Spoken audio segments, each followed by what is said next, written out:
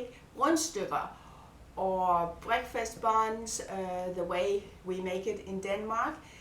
When I was a child, we had the baker deliver rundstykker, wienerbrød, which is of course is Danish pastry, every Sunday, and I always look forward to that. So it's still nice to have some rundstykker for breakfast, and I hope you also like them. Okay, here we have the ingredients for my Danish rundstykker.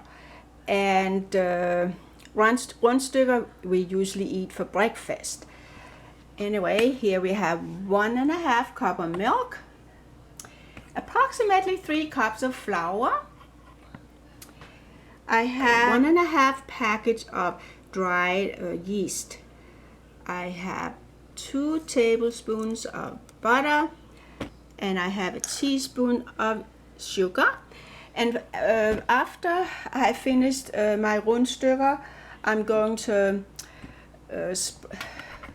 use an egg, to put on top of the rundstykker before I bake them, and then I'll sprinkle them with poppy seeds. And that's all it takes. So it's pretty easy. And now I'm starting the process. So in order to dissolve the yeast, I'm pouring, as I mentioned, I have 1.5 cup of milk, but about 1/4 cup of milk I'm going to heat up. And I'm heating it up to about 110, 115 degrees Fahrenheit. Not too hot. Okay. And then I sprinkle in the yeast. And stir it. Mix it up a little bit.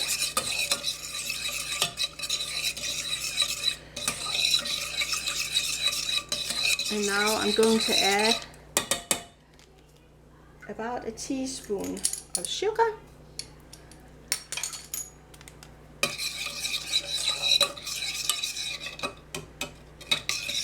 And of course, I'm careful, you don't want to have it too hot. So like I said, about 110 to 115 degrees Fahrenheit, that's all. And then you can turn it off, and then it should start to make some bubbles. You could actually also add the yeast to the dry ingredients, and then add warm liquid at about 120 to 130. But this is what I'm doing. And I decided to add the 2 tablespoons of butter to the milk and the yeast and the sugar, and this way the butter will melt.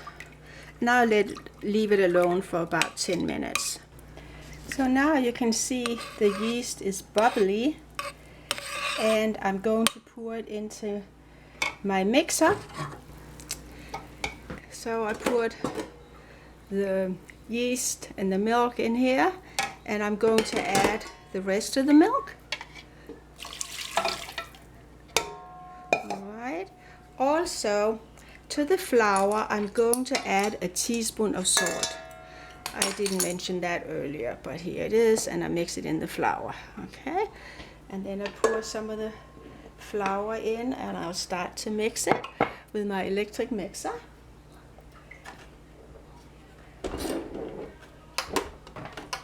So here we start.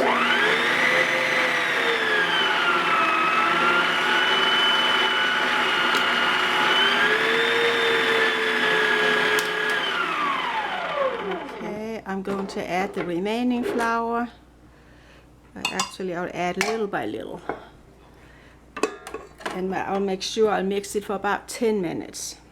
And if you do it by hand, you also want to do it by hand for about 10 minutes. And I'll add the remaining flour. So it's all in there now. And like I said, it'll be mixing for about 10 minutes. So here you see the bread dough. It's perfect. My machine really did an excellent job. And I'm now going to cover it up and leave it alone for about 45 minutes until it has risen to double size. And then I can start making my little rolls.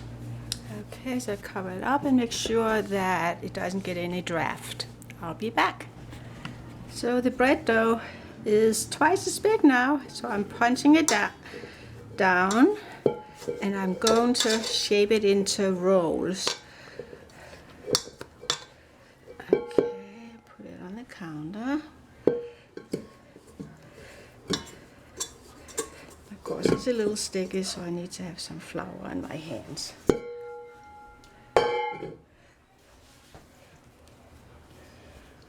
Roll it out. And I will have approximately 12 rolls out of this portion. So I cut it into thirds, about thirds like that. And let's see, now I'll make 3 little rolls. Okay, and you can kind of squeeze it together like that.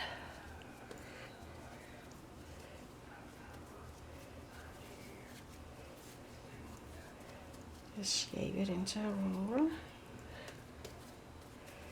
Okay, or you can also kind of roll it. Try to roll it. Whatever you find easiest. You want to have it a nice surface. Okay, and squeeze it in the bottom here. I think that's the easiest way of doing it. And here I have a baking sheet. I put some oil on it. I spread it all out. And I'm putting my rolls on it.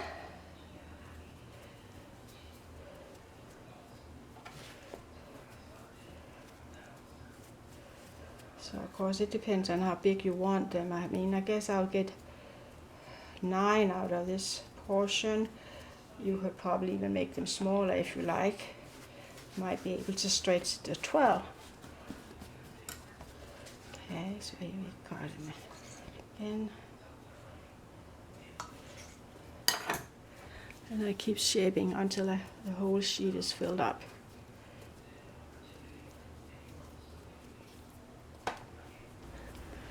Okay, so here I have an egg. I whipped it up, and I'm going to brush the rolls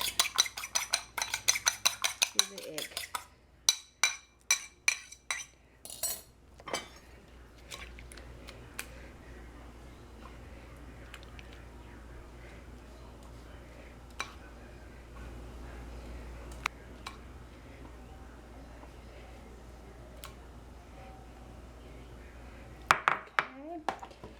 And I'm going to sprinkle poppy seeds on them. Lots of poppy seeds, I like that. Oof, so good.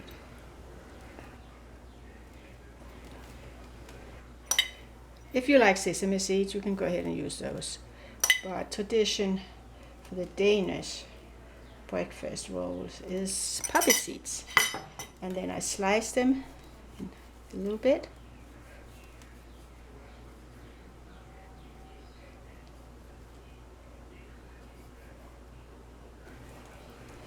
And then I'm going to let them get about twice as big. And probably in about 45 minutes they'll be ready to bake. So here you see my buns. They have risen for about 45 minutes and they're somewhat big. A little bit bigger than the normal Rundstykker in Denmark, but they should be fine. I'll stick them in the oven and I bake them at a degree of 440 and I bake them for about 12 minutes.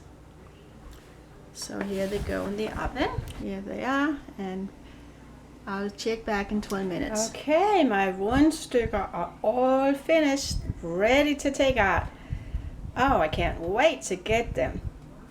To stick my teeth in Rundstykker. I haven't had it for a while. In front of me we have the Danish Rundstykker or breakfast buns, and we like to serve it with some butter. So here I'm putting our butter, and of course I like to use Danish butter. It's so delicious. And you can of course put other cheese, honey, any kind of jam on. I just like fresh strawberries. It's strawberry season, so, and then you can put a sprinkle of sugar on if you like. It's delicious, and then have a cup of coffee. Please enjoy, and please subscribe to our channel. Thank you. It's so nice. Thank you very much.